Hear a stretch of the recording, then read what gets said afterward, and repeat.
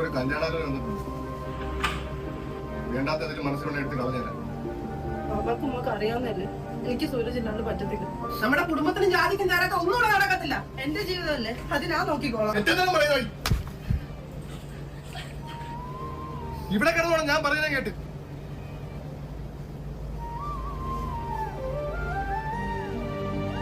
മോള് പേടിക്കണ്ട, മോൾ ഇഷ്ടപ്പെട്ട ആളോട് തന്നെ ജീവിക്കും. ജാതിയുടെയും മതത്തിന്റെയും കാര്യം നോക്കണ്ട, നിന്നെ സ്നേഹിക്കുന്നിടത്താണെന്ന് മാത്രം നോക്കിയാൽ മതി. ഉമ്മാടെയും വാപ്പാടെയും കാര്യം ഞാൻ നോക്കിക്കോളാം. ഇത് സിസ്റ്ററും ബ്രദറും ഉള്ള ബോണ്ടിനെ പറ്റിയിട്ടാണ് പറയുന്നത്. ഫുള്ളായിട്ട് ഒന്ന് കണ്ടോക്ക്. ഓക്കെ, ലാമിയുടെ ബ്രദറാ, കാര്യങ്ങളെല്ലാം അവൾ എന്നോട് പറഞ്ഞിട്ടുണ്ട്. സ്നേഹിച്ച ഒരാളെ നഷ്ടപ്പെട്ടതിനെ എനിക്കറിയാം, ബ്രോയ്ക്ക് അവളെ ജീവനെന്നറിയാം. എന്നാലും ഒരിക്കലും അവളെ വിഷമിപ്പിക്കരുത്, പൊന്നുവളെ നോക്കണം. ഇങ്ങനൊരു ചേട്ടനെ കിട്ടാൻ ഭാഗ്യം ചെയ്യണം.